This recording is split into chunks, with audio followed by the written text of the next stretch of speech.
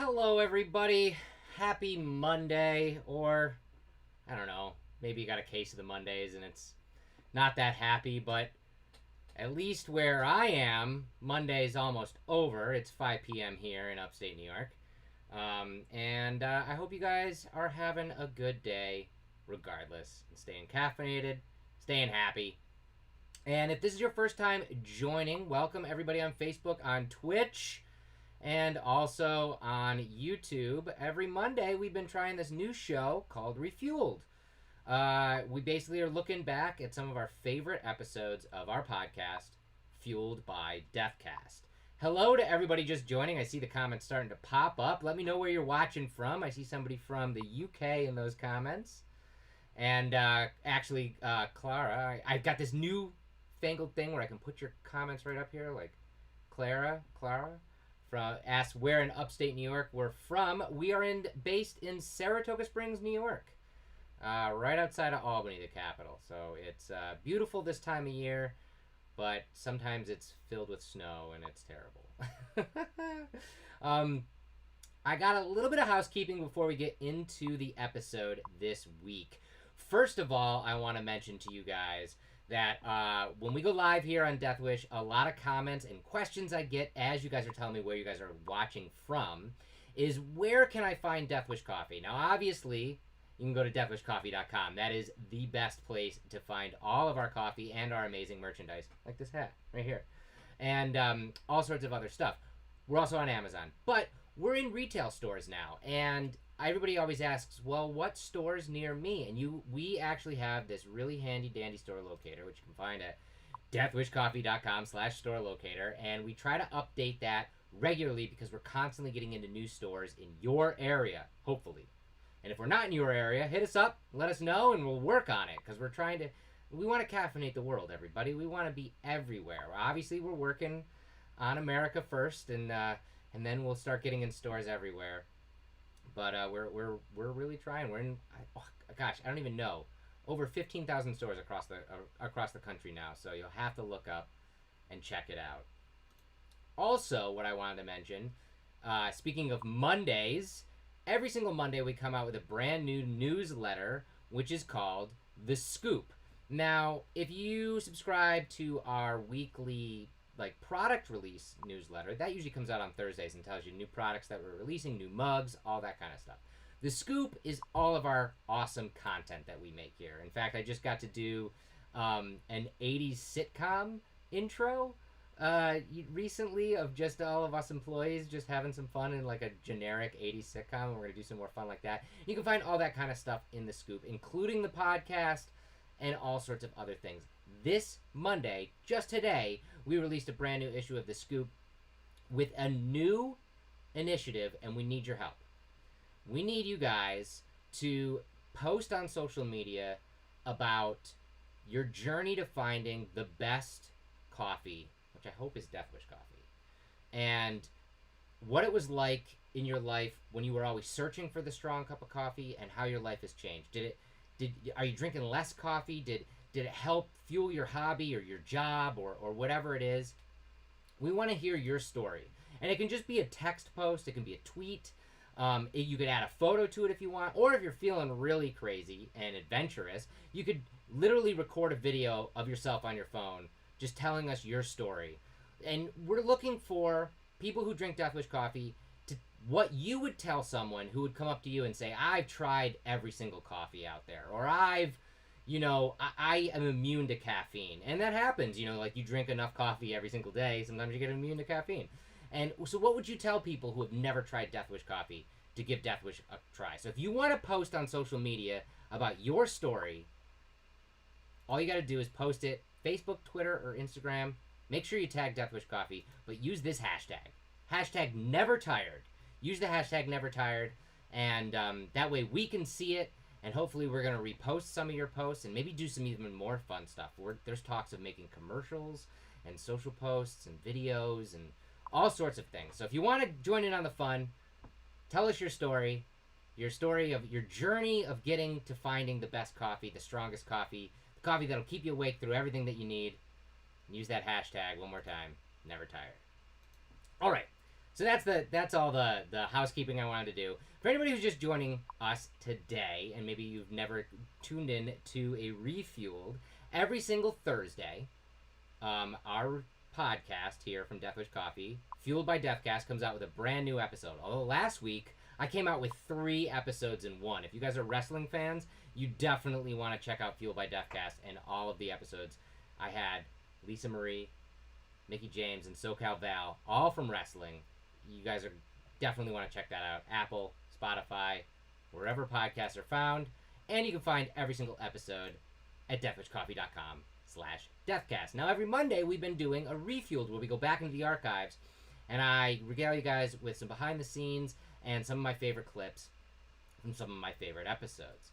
And this week is pretty exciting because this guy was just in the news again. Mark Forger Stuckey. His call sign is Forger. His name is Mark Stuckey. He's a test pilot. He was a test pilot for NASA. He's currently a test pilot for Virgin Galactic. And Virgin Galactic actually just tested their spacecraft yet again to a successful test. And they are working on making a spacecraft for commercial flight. Like you and I can go to space on Virgin Galactic someday, which is going to be incredible. Richard Branson is crazy. And I hope it all works. And I got to talk with Mark Stuckey, Forger, his call sign again, on an older episode about how him and his co-pilot actually did one of the first tests of the Virgin Galactic spacecraft and took it to space. So he's an actual astronaut because of that. So we're going to watch some clips today from that episode. And we're also going to watch, that same time that I released that episode, I released a science episode all about Virgin Galactic, and we're going to watch some clips from that. And I'm announcing officially that the science segment is coming back this week. If you guys have been following Fueled by Deathcast over the last 4 seasons, the last couple seasons I've been doing a science segment every week because we all love science. Hell, Deathwish Coffee's been to space twice, and it's because of this podcast. So I love talking about science and doing in-depth exposés on different science topics or science in the news or just random stuff. Like we did a 6-part alien series as soon as the pandemic hit because I was stuck at home working from home and I was like, I'm going to talk about aliens. You can find all that on Fueled by Deathcast too, but science comes back this week. Every single Sunday that science episode is going to come out. But we're going to watch a little bit of the science episode with Mark Forger Stuckey right now. So if you have any questions or comments, I'll be in those comments as we go. And this is going to kick off with Mark talking about how when he was working at Virgin Galactic, he not only was the test pilot, he's the lead. He's like the lead of the project for testing these planes. And he's also a giant Deathwish Coffee fan. So here we go with our Refueled episode of Mark Forger Stuckey. Fueled by Deathcast. My wife has a thing for skulls, my wife Cheryl, and she saw, Deathwish Coffee with a skull, and that attracted her to it. And then she bought it, and it's like, wow, this is some amazing coffee. It doesn't hit your gut like that. Right, exactly. Strong, it has a beautiful taste. And we just exclusively became Deathwish Coffee fanatics. And she buys the mugs. And I happen to have she gave me the one that says maybe swearing will help. Maybe swearing will help, yep. She knows my former Marine background. And we were having a flight readiness review for the first powered flight, and I'm the director of flight tests for the company, so I'm up there presenting all this stuff. I'm also happen to be the pilot for that first powered flight. And I'm drinking coffee, and I realize I've got a coffee mug that says Deathwish on it. And if people don't understand and all kinds of people are teleconferenced in, it may be sending the wrong message. So I quietly put it underneath the desk. I had no problem accepting that I was not going to be a NASA astronaut. Mm-hmm. To me, I tell people, it's like, hey, you could be the most, extremely beautiful, extremely talented Miss Kansas, but you can't expect that you're going to be Miss USA. There's 49 other extremely beautiful and hopefully talented women. Exactly. And so I could accept that. And then I was in the Air Force at Edwards, and they unveiled Spaceship One, and it it blew my socks off. Yeah. I went from feeling like I was born a generation too late to, holy crap, this is here and now. This might be a possibility. Wow. And And I was actually extremely envious of those guys. I was not envious of the astronauts I knew. I accepted that. I was envious of the Scaled Composites pilots that were part of that. wow. And you started working for Virgin Galactic 2014, 15? 15. So I actually started with Scaled Composites. Oh, okay. Which was the company contracted by Virgin to design and build the follow-on, the commercial Spaceship Two and White Knight 2. So I retired from the Air Force in '09. You know, literally left there on a Friday, working at Scaled on a Monday, and then became involved in the Spaceship Two and White Knight 2 program, and then was doing that for a few years and was, you know, one of the two primary pilots on the Spaceship Two program and White Knight 2 program. And after the accident, it was obvious that Virgin Galactic was going to take the rest of the build of the next spaceship in-house and was going to take the testing in-house. And thankfully, they saved me a spot. That's incredible. And that brings us to Unity. Yeah. And I kind of want to ask just as a personal question, you cut your teeth on the F4 Phantom and planes like that. What we've now with tech and everything else have grown, you know, in that industry. How different is it flying something like the Phantom as to like something like the Unity? Actually, flying the Phantom is probably much more like flying Unity than being an F-22 pilot and flying Unity. Really? Because you know, in the Phantom, if you say you wanted to roll left and you're just cruising around at high speed flight, you move the stick to the left, you roll left, you don't have to think about the rudder pedals on the floor at all. As you slow down and say you're coming into land, you need to be coordinating the rudder pedals with the ailerons quite effectively to not have too much adverse yaw or risk departure. And if you're dogfighting and you've got the stick full aft in your lap trying to get the biggest bite you can, the highest angle of attack the aircraft can get on you, and you want to roll left, you'd better not think about touching the ailerons or you will depart to the right. You know, there you're flying with two hands on the center and you're just flying totally with your feet. So you have to have this air sense of where you are in the flight envelope and how to respond appropriately to that. You take a case of a modern fly-by-wire airplane like an F-18 or F-22, aerodynamically, they have all those same issues, but the computers take care of it for you. And you just say, I want to roll left, you just move the stick left. It doesn't matter. You know, you're telling it where you want to go. And if you pull up the flight control display, you may see, hey, I'm really slow. Oh, it's giving me full rudder and some differential trailing edge stab. Or, you know, it's doing what it takes. But it takes all that thinking, all that interpretation off your shoulders. Spaceship Two is more basic. It's more like the F4. So you've got an aircraft that can fly at relatively slow speeds and then fly at speeds, you know, in the realm of the SR-71 Blackbird and do it all manually. So it changes as you fly it, and you have to learn how to fly it. And we need a very good flight simulator to replicate that, which we have. Wow, that's incredible.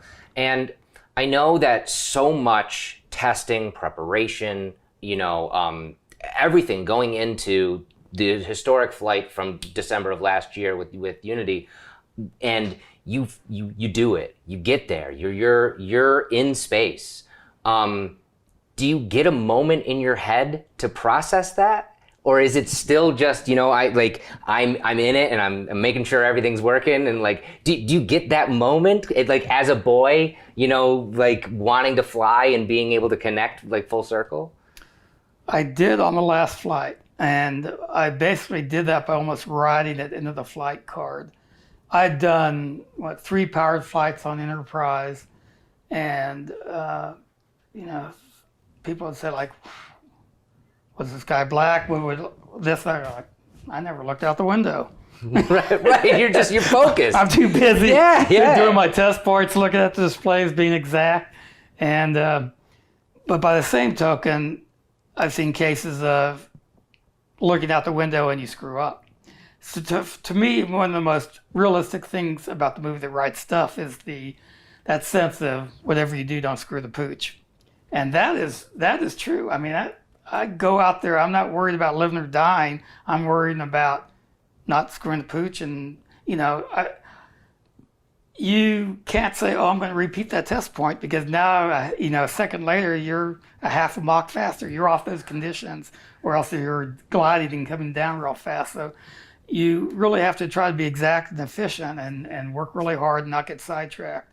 But the beauty of the full duration, longer duration burns is it spaces the time out, so you can say, okay, if everything is good here, I'm going to take a look out the window and I'm going to say what comes to my mind. And so I had some of those moments, so I could look out the window and go, wow. Take a look at that horizon. I mean, just seeing the footage of it, I'm just watching on YouTube in my house, and it's breathtaking. I can't imagine to be experiencing it like you did. Science! Welcome to Science This Week. We talk a lot about NASA and SpaceX on this segment, considering the future of space exploration. But there are others in this new era of this space race, this idea that we're all focused on getting humanity back to space and to become an interplanetary society. One of the biggest contributors to this on the private sector is Sir Richard Branson. You probably know him. He's the billionaire philanthropist that created the Virgin Group back in the 1970s. And the Virgin Group spawned a ton of stuff you know today. Virgin Air, Virgin Airlines, Virgin Records, Virgin Megastores, and most recently, Virgin Galactic. Branson started Virgin Galactic in 2004, and its mission is to create suborbital spaceflight for tourism, for just you and I, and also suborbital spaceflight to bring space science and science experiments into space to be able to be utilized. In October of 2014, 10 years after creation, the first spaceship, Spaceship One, the spacecraft VSS Enterprise, was destroyed during a spaceflight test, killing one of the pilots aboard. This unfortunate circumstance set the timetable back a couple years for successful flight. As with any kind of rocket testing, unfortunately, that kind of stuff happens. It wasn't until December 13th of 2018, the VSS Unity, Spaceship Two, achieved the project's first suborbital spaceflight, reaching an altitude of 82.7 kilometers. So what does this mean exactly? Construction on the VSS Unity began in 2012 and was completed in 2016. Unity then began a series of ground and air tests before its historic flight. Unity was actually named by Stephen Hawking, and Hawking's own eye is the model of the eye insignia on the side of the spacecraft. The first suborbital space flight was successfully completed later that year, December 13th, surpassing the 50-mile altitude considered the boundary of outer space by NASA and the United States Air Force. Since then, the Unity has made a second successful trip in February of 2019 and is now undergoing modifications for commercial cabin and upgrades to the cockpit. But what about the first pilots of the first ever crewed commercial vehicle in space? Well, meet Frederick Struckow. His nickname is CJ. And I have a short little video directly from Virgin Galactic introducing you to Frederick. It's challenging sometimes to step back and look at the big picture, and there's no greater definition of the big picture than looking at the planet from space. It's a little bit serene. You don't see all the conflicts and all the troubles that we have to deal with on a daily basis. Well, I'm excited about the whole prospect of flying people into space. Once you've been to space yourself, one of the funnest things to do is share it with another individual. I got to do that in my previous job, and I look forward to doing that with our customers that we're going to be flying up there. So I was at NASA for 18 years, and I flew 4 shuttle missions down there in NASA.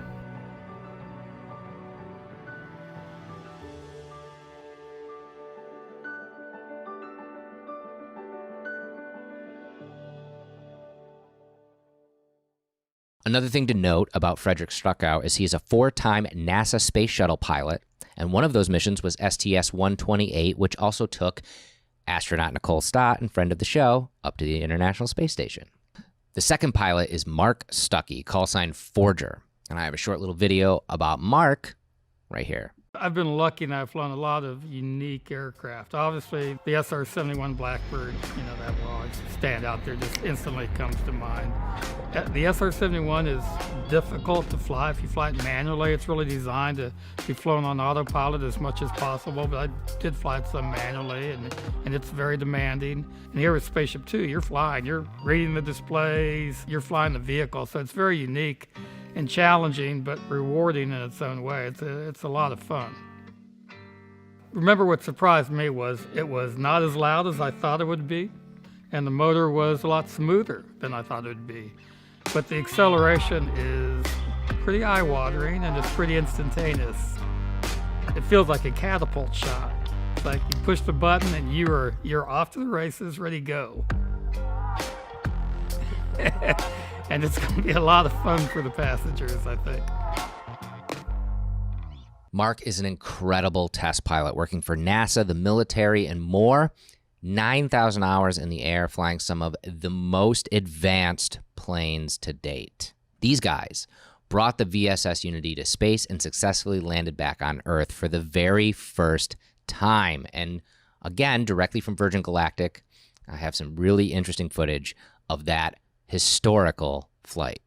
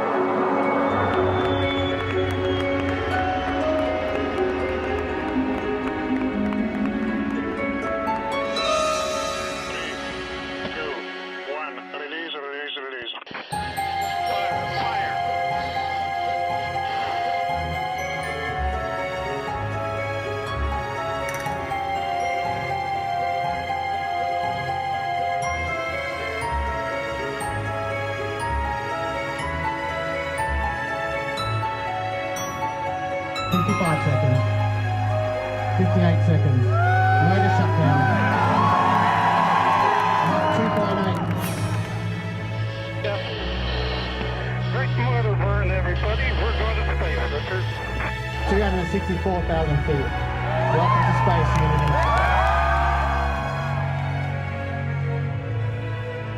Check that out. We can see something go. Yep.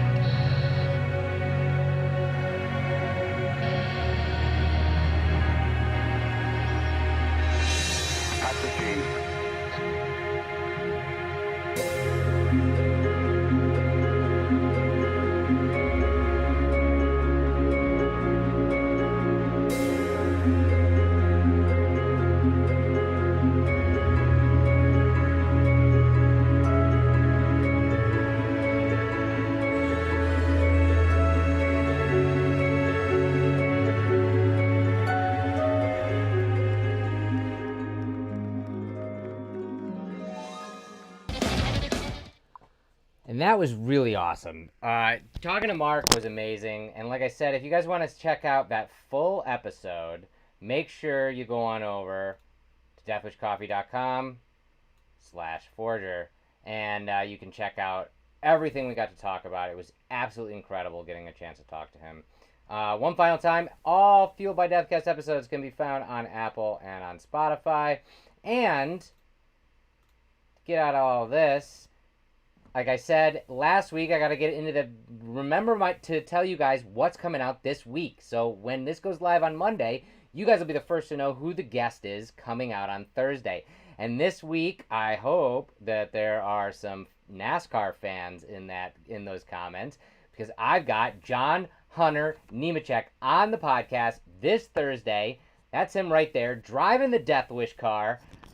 He's driven the car, I believe, 3 races now, and we have 3 or 4 more races to go that he's going to be driving that all-black Death Wish coffee car, which is so rad to see him driving around with that. And I get to talk to him about his career. He's so young. He's up for the Rookie of the Year this year. We talk about that and just what fuels his passion and what keeps him going in that car and keeps wanting him to go fast. So tune in this week for a brand new episode of Fueled by Deathcast. I hope you guys have a wonderful rest of the Monday wherever you guys are watching from. And as always, stay caffeinated, keep your mugs up, and if you missed the beginning, like I said, let me know your story. Post on social media, Facebook, Twitter, Instagram. Tell us your story about your journey to finding the best coffee there is, which I hope is Death Wish Coffee. Use the hashtag #NeverTired. I'll see you guys soon. We'll be back live Wednesday. I think I'm going to play with some mugs again because we had a lot of fun doing that last time. So have a good Monday, guys. I'll talk to you soon.